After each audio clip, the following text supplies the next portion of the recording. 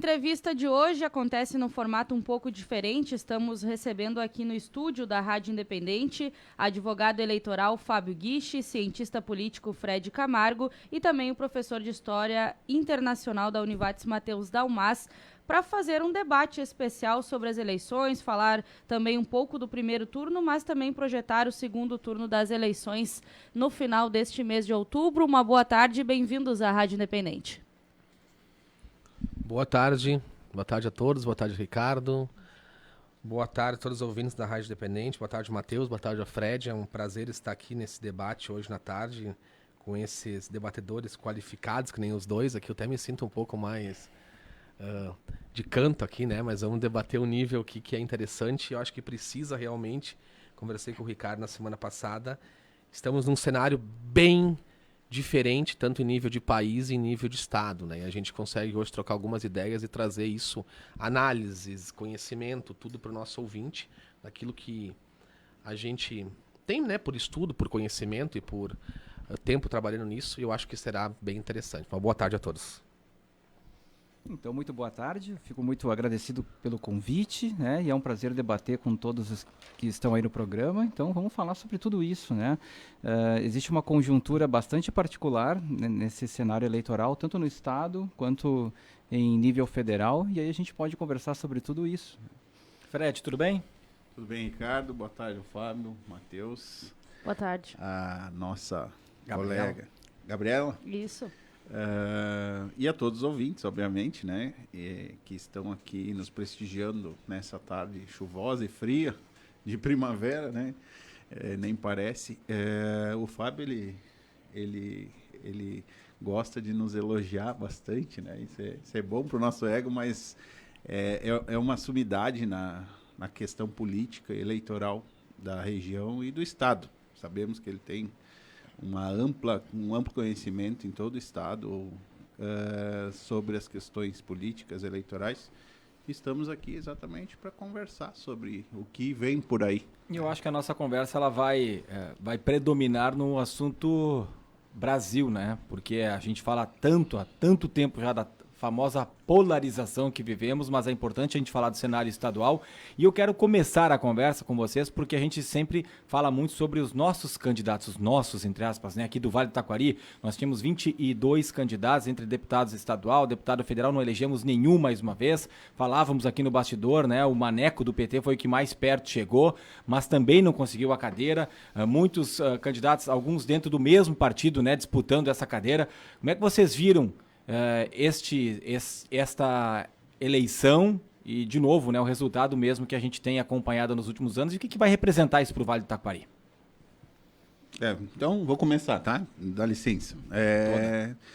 Primeiro que a gente tem sempre duas eleições quando a gente trabalha com eleições gerais entre legislativo e executivo, né? Então, muita gente questiona hoje o porquê de nós termos uma configuração no Poder Legislativo, tanto nacional quanto aqui na nossa Assembleia, e essa configuração que vem para 2023, ela seja diferente dos resultados que nós tivemos na eleição majoritária.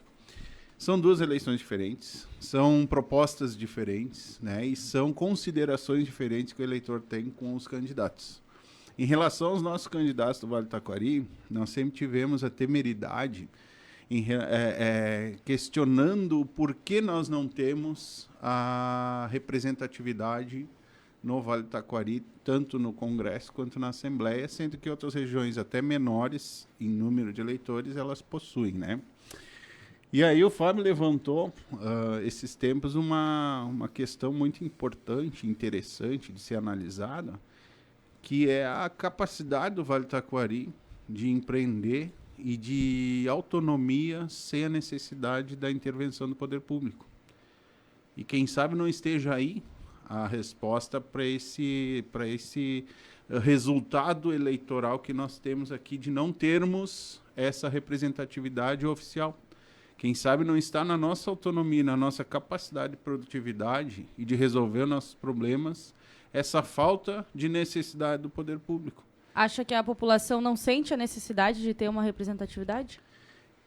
não que não sinta, mas eu acho que eles conseguem resolver os problemas, principalmente entidades de classe, né? Conseguem resolver os problemas por si.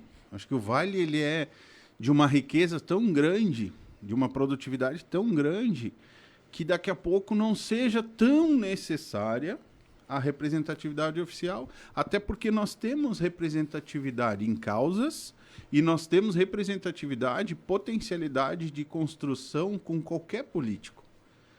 Temos prefeitos aqui que têm trânsito aberto com político de todos os vieses ideológicos, né? Então, será que é necessário essa representatividade? Será que é necessária essa representatividade? A Cíntia Agostini falou uma coisa interessante também, que é a questão de nós termos representatividade de ideias.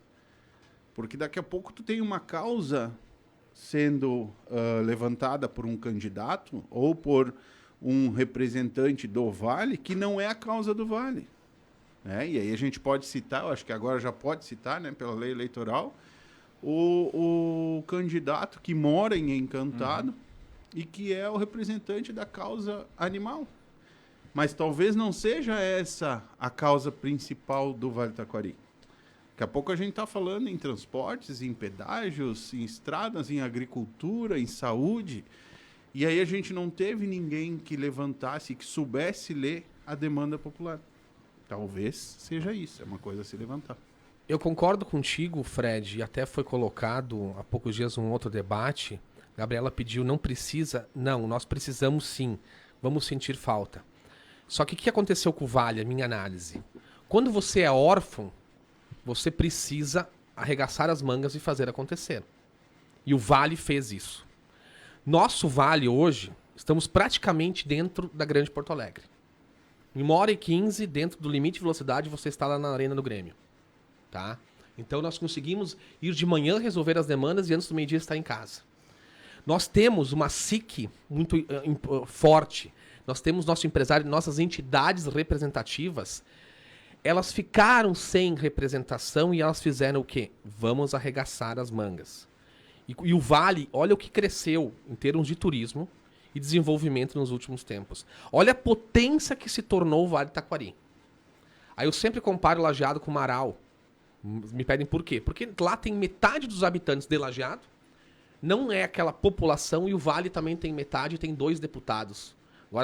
Agora parece que elegeram até um federal, tem que me corrigir ali. Então, só que eles estão muito mais distantes e não tem essa força que fez acontecer. Talvez esse é o problema. Talvez esse é o problema.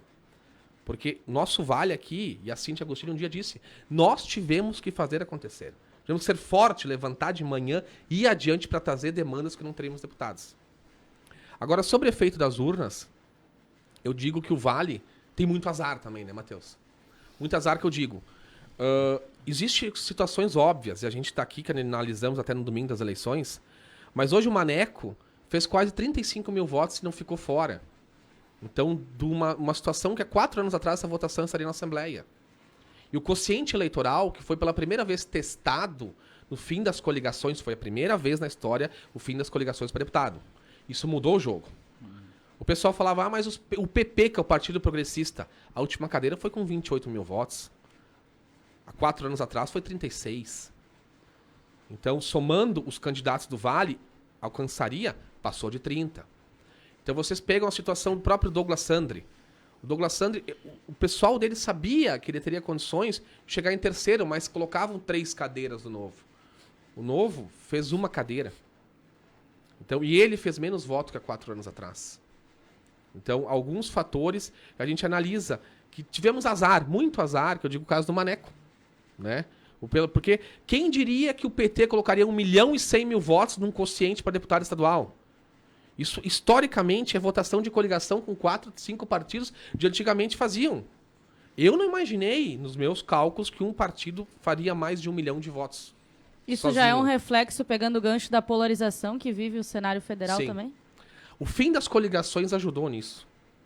O fim das coligações ajudou.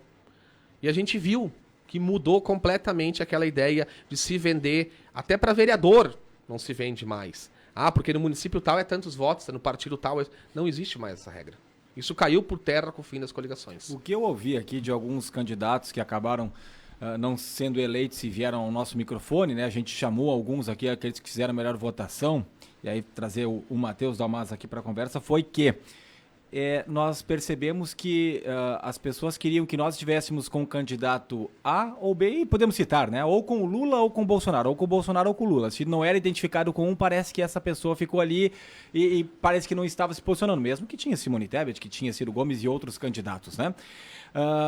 É isso mesmo? E aí dentro dessa linha de pensamento da Gabriela já mostra ali a questão da polarização, PT, e a gente teve aqui, por exemplo, o PL, que fez muitos votos. O Bolsonaro foi mais votado aqui em Lajeado, na nossa região, do que o Lula. Por outro lado, tinha um candidato ao governo, à Câmara Federal, Felipe Dil, que acabou fazendo 9 mil votos, não entrou.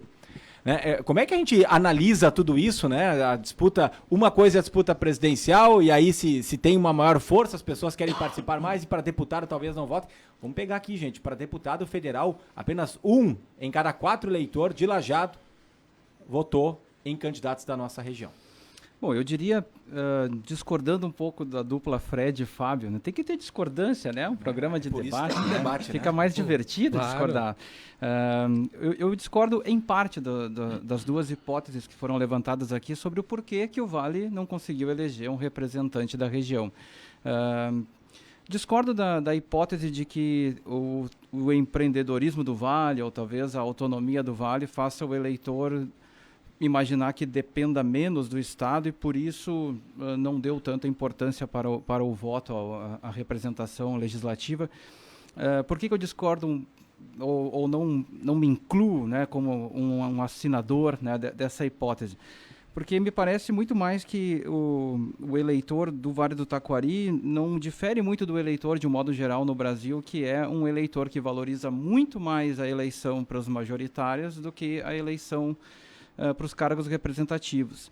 É um eleitor que acaba prestando atenção no debate dos candidatos ao governo do Estado, à presidência da República, à prefeitura, e presta bem menos atenção em debates relativos aos candidatos a vereador, a deputado, a senador.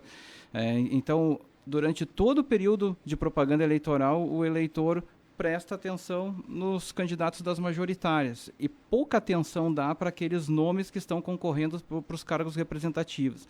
É muito comum o eleitor deixar para definir o voto para deputado, senador, vereador no dia da eleição, ou quando está saindo de casa para ir para a urna, perguntar qual é mesmo o número daquele candidato. Eu já tenho candidatos para X, Y e Z, mas me falta um candidato para o Senado e um para deputado. Sempre são os últimos nomes da lista que o eleitor preenche. Então, me parece que não chega a ser uma hipótese contrária a esta, de que é mais um complemento, né? Mas seria como se o eleitor, ao não prestar atenção nos candidatos aos cargos representativos, também deixasse de se dar conta de um detalhe que o Fábio falou, e me parece que isso sim impactou direto na não representatividade do Vale, que é a mudança da legislação que fez com que quociente eleitoral.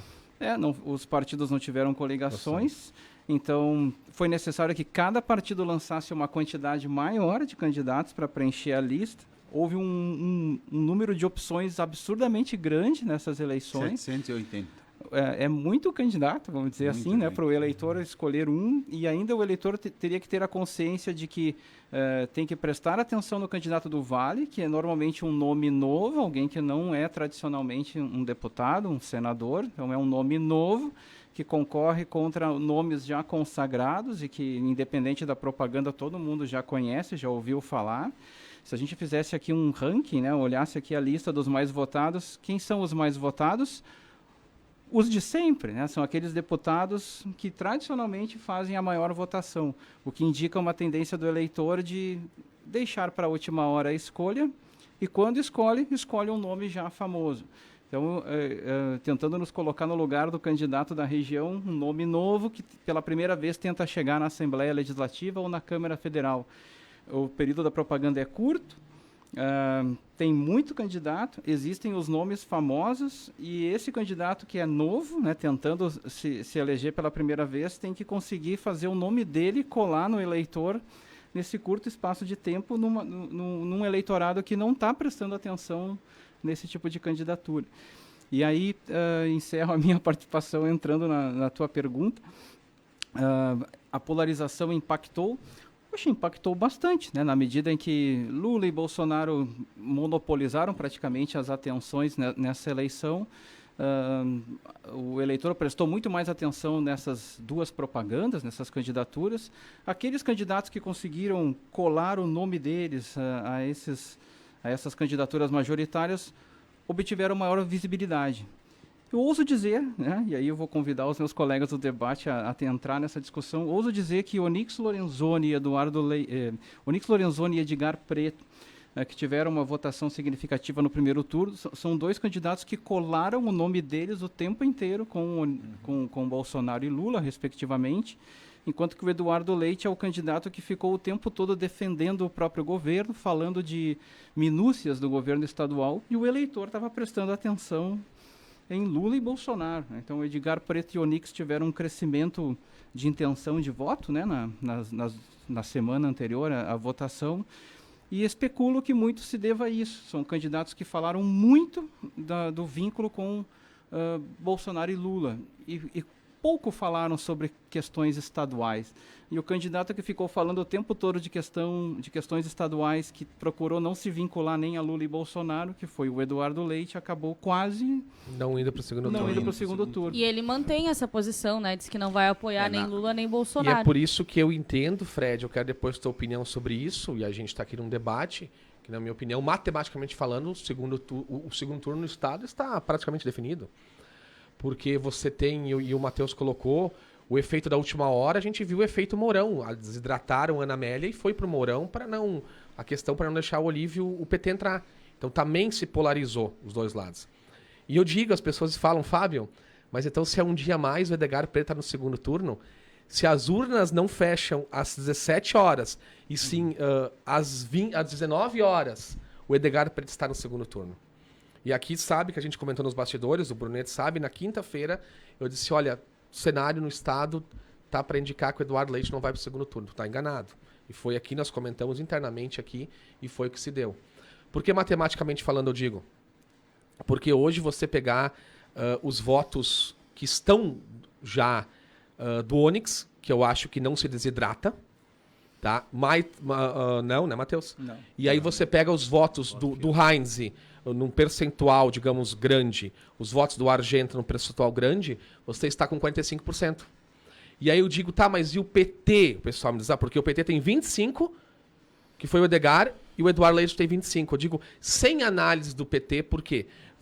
O Eduardo já se desidratou nos 5% a 6%, que é historicamente, eu quero escutar o Fred, que é os votos que a pessoa vota, que está em primeiro na pesquisa, a pessoa vota em alguns fatores.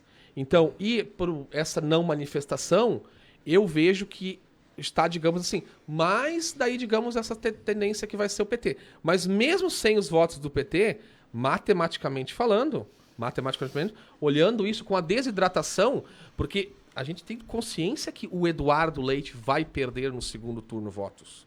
Agrega, mas vai perder. Quanto eu não sei, mas ele vai perder. Diferente do Onyx, que não perde. O Onyx não perde, somos do Heinz e do Argenta.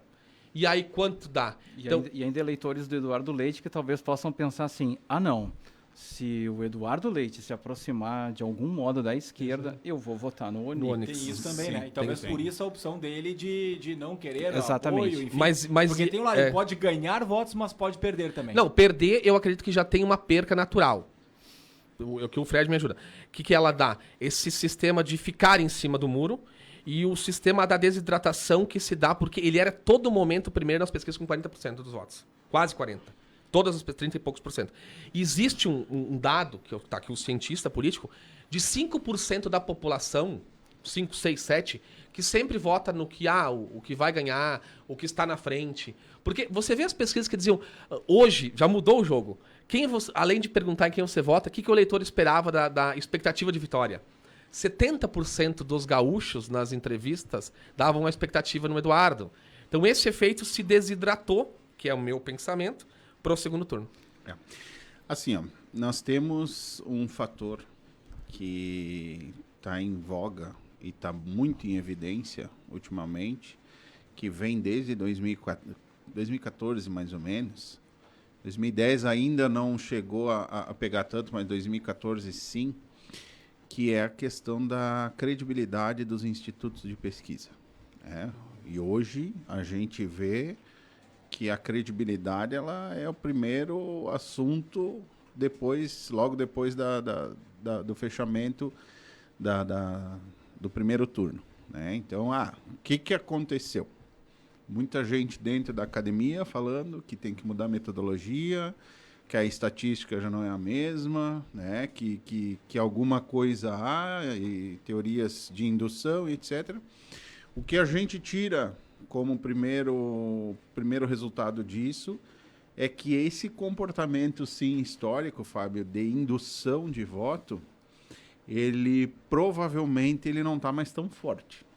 Tá? A gente não tem ainda um dado de levantamento estatístico disso, mas ele não está mais tão forte. Por quê? Porque antigamente tu tinha a questão primeiro turno decidida, como foi levantada esse ano, praticamente certa. Então, tem o candidato que está na frente, não tem mais como segundo lugar buscar, eu vou nesse aí mesmo porque eu quero ganhar. Historicamente, esse é o comportamento do eleitor. Eu quero ganhar. Brasileiro. No Rio Grande do Sul. Também, gaúcho também. Sim. Mas eu quero ganhar. Não é exclusivo daqui.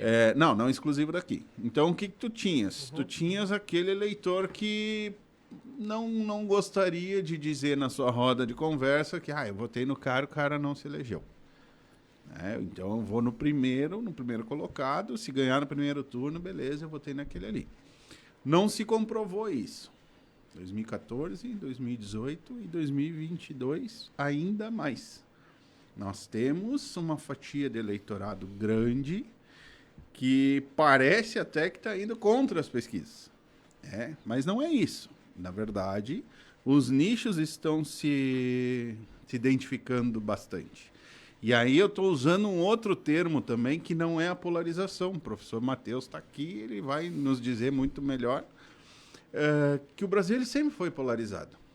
Republicanos e monarquistas já desenhavam a nossa polarização política desde a época do Império.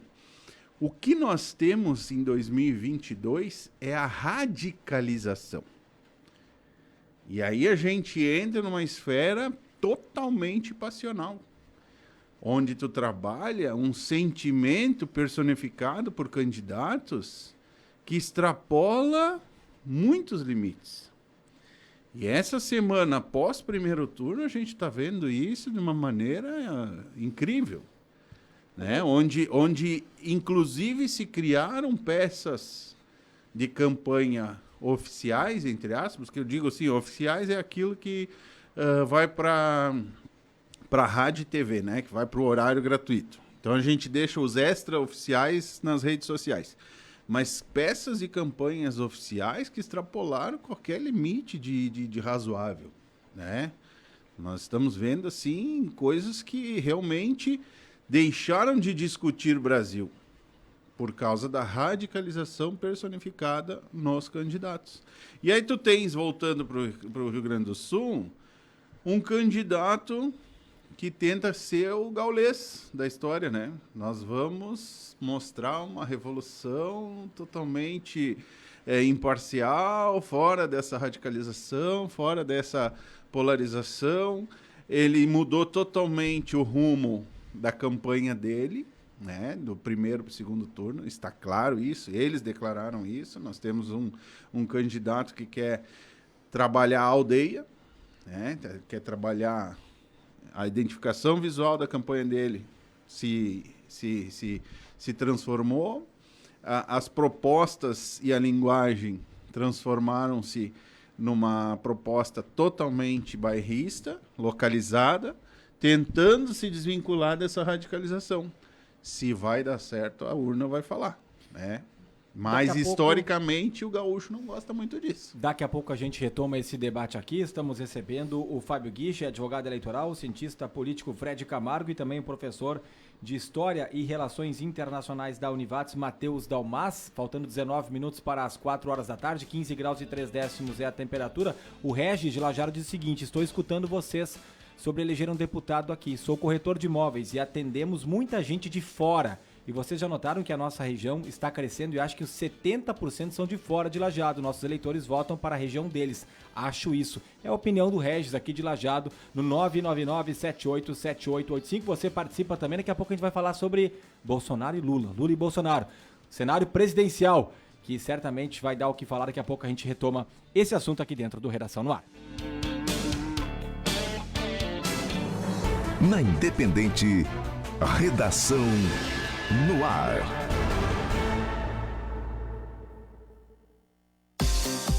Olá, nós somos a Conceito Oficina Multimarcas e estamos aqui para quando você e seu veículo precisarem. Trabalhamos com veículos leves, caminhonetes, utilitários e toda a linha diesel. Venha nos visitar e fazer uma revisão grátis do seu veículo. Também podemos buscar, orçar e devolver sem custo. Basta agendar o seu horário por aqui ou entrar em contato através do fone WhatsApp 51980330568.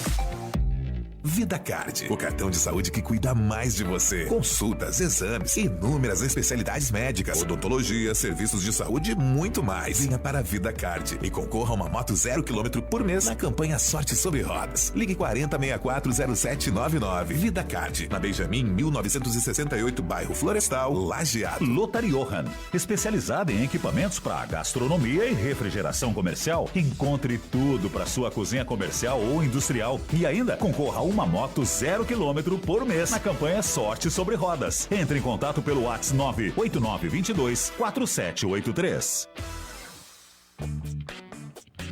Você já viu as promoções de Dia das Crianças na Brincasa? Eu até já escolhi meu presente. Quero a cadeira e a mesa amor pra pôr no meu quarto e fazer os desenhos mais lindos. A cadeira é R$ 29,99 e a mesa R$ 49,99. E ainda posso escolher entre o azul e o rosa. E você, já escolheu o seu presente? O Dia das Crianças é muito mais divertido na Brincasa.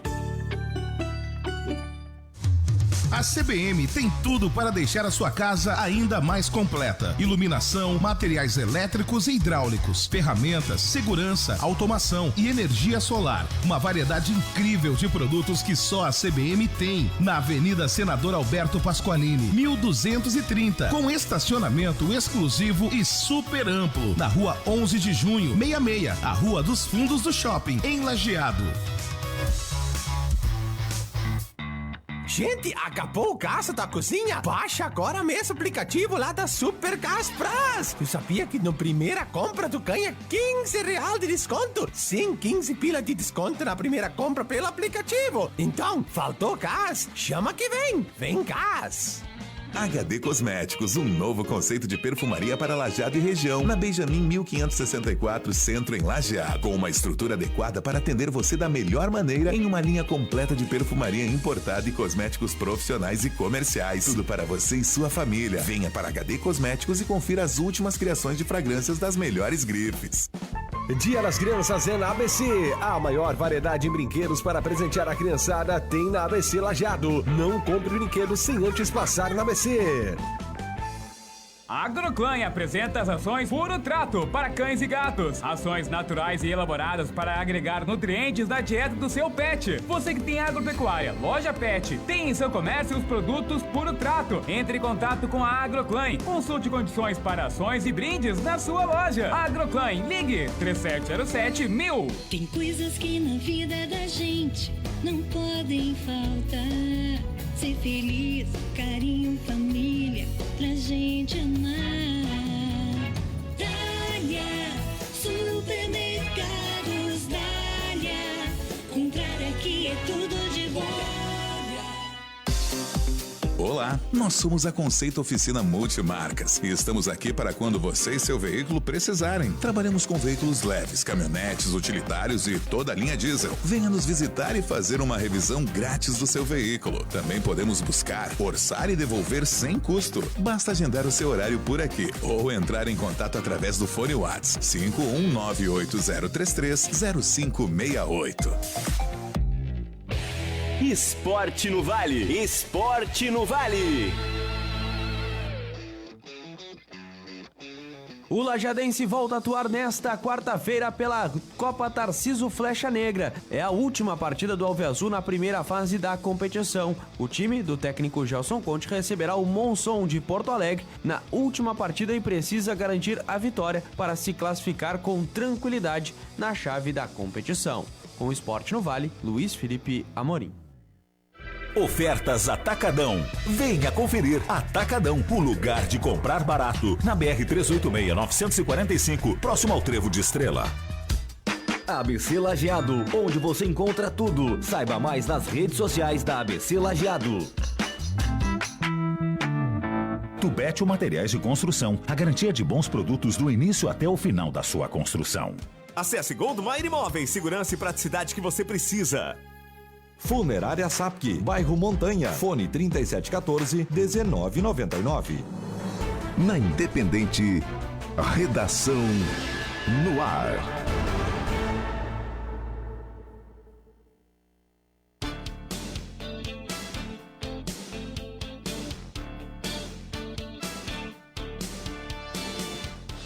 Três horas e 47 minutos, estamos de volta com Redação no Ar na Rádio Independente. Hoje fazendo um debate especial sobre as eleições. Estamos recebendo o advogado eleitoral Fábio Guiche, cientista político Fred Camargo e também o professor de História Internacional da Univates, Matheus Dalmas. No primeiro bloco, a gente focou um pouco mais nas eleições para o governo do estado do Rio Grande do Sul. Agora a gente entra um pouco no cenário político federal, onde a gente já falava, né, que se criou uma polarização, talvez uma das eleições mais polarizadas, ou é Lula ou é Bolsonaro, ou é Bolsonaro e é Lula. E esse assunto que a gente traz agora para o debate, a gente falava no primeiro bloco da questão de algumas pessoas que votaram em determinado candidato e agora não vão votar no candidato A ou B, e no governo federal a gente viu muitos partidos se posicionando, candidatos se posicionando, e aí eu coloco na mesa para que vocês falem sobre o assunto no cenário federal, para presidente da República. Quem votou em Simone Tebet, em Ciro Gomes e em outros candidatos eram porque queriam uma terceira opção, queriam fugir de Lula e Bolsonaro, de esquerda e direita, e agora vão ter que se posicionar de alguma forma, ou são pessoas que não querem votar em nenhum outro e vão, de repente, anular o voto, não vão votar? O que vocês pensam a respeito? Olha, eu vou começar aqui essa rodada, então, e digo que não considero que 2022 seja a eleição mais radical e mais polarizada que a gente teve em nível federal. Eu considero que 2018 o nível de radicalização foi ainda maior. 2018, sim, foi um momento em que o voto bolsonarista tinha um conteúdo de bastante objeção a qualquer candidato de esquerda, e especialmente ao PT. E naquela eleição, os eleitores de esquerda estavam bastante radicalizados no sentido de buscar uma raiz de esquerda para contrapor todos os fenômenos que tinham ocorrido de 2016 em diante, o impeachment da Dilma e assim por diante. 2018 foi um radicalismo absurdo, mesmo que o Lula não tivesse sido candidato, tenha sido Haddad, né? Mas naquele momento houve um PT com uma proposta de esquerda, sem nem sequer propor um projeto de centro-esquerda, foi um PT mais à esquerda, e o bolsonarismo com todo o radicalismo anti-esquerda. Em 2022 eu não vejo essa radicalização tão grande. O bolsonarismo é forte, mas já foi maior. O antipetismo é grande, mas já foi maior. E eu vejo a candidatura representada pelo Lula nesse momento não como uma candidatura radical de esquerda. A candidatura do Lula representa uma grande coalizão de forças políticas e de campos políticos de centro-esquerda e até de centro-direita. Existem nomes famosos, figuras ilustres do campo político de direita liberal e de centro-direita que revelaram voto em Lula, né? Por exemplo, a equipe econômica que elaborou o Plano Real, o ex-presidente do Banco Central, o Armínio Fraga, o ex-presidente Fernando Henrique Cardoso, o ex-ministro José Serra, né, declarando voto a Lula.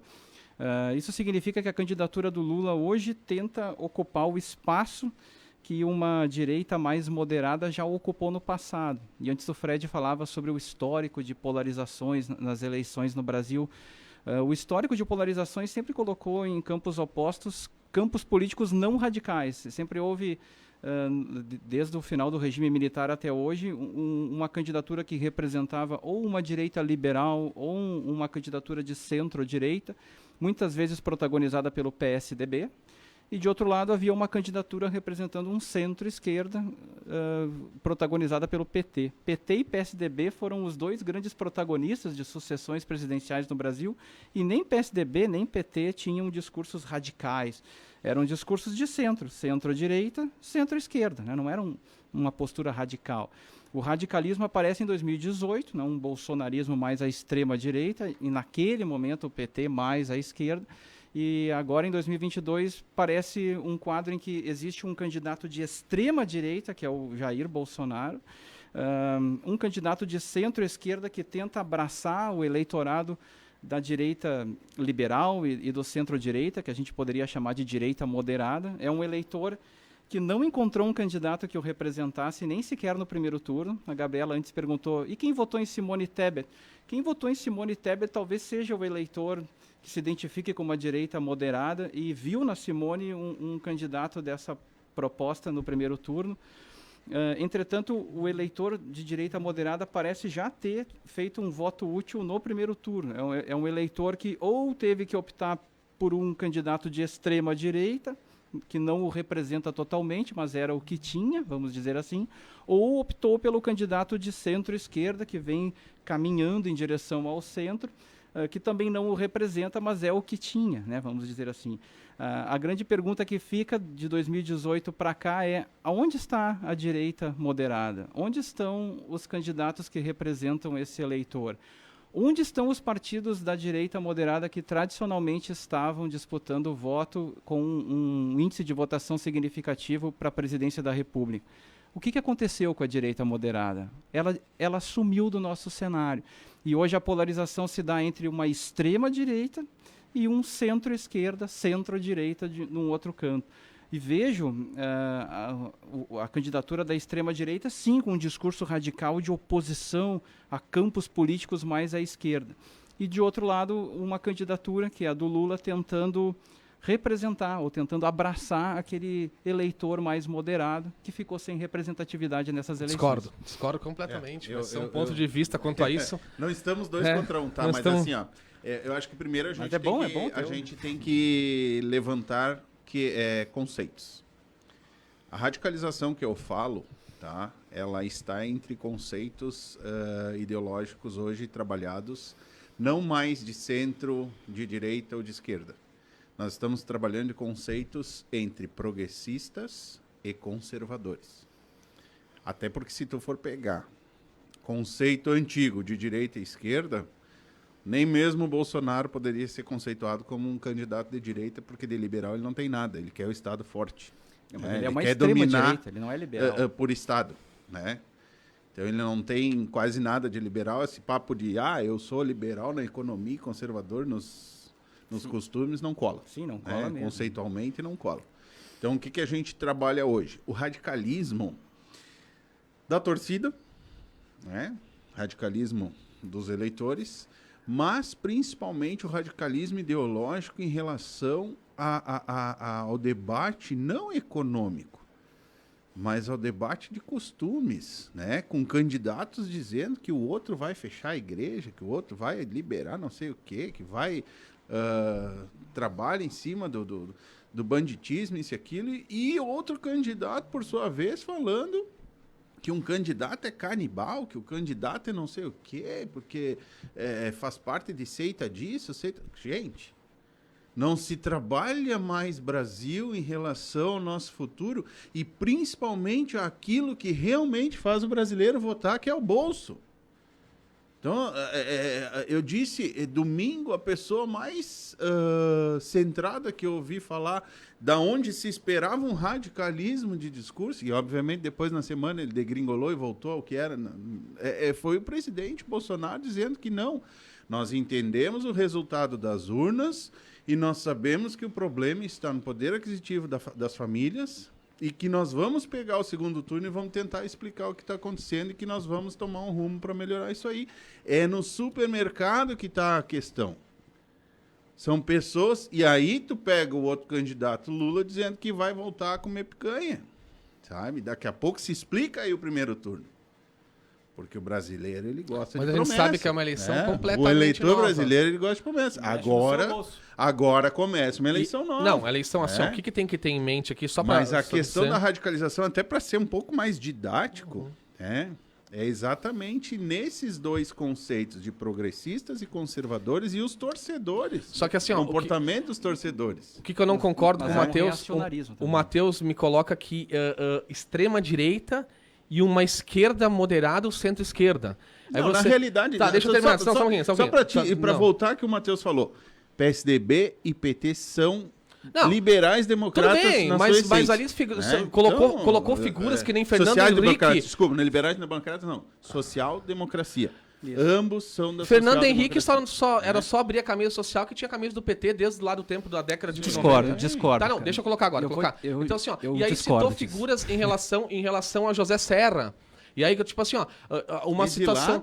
Mas José Serra, 80 mil votos para deputado, historicamente falando, não consegue chegar à Câmara. O que eu quero colocar, assim, independente disso, porque eu não quero entrar no viés de... Nós estamos daqui a um pouquinho usando o mesmo debate do que os candidatos estão usando. E vamos trazendo a análise técnica. Mas o que a Gabriela fez a pergunta, e eu gostaria de trazer aqui, é que é uma eleição completamente nova.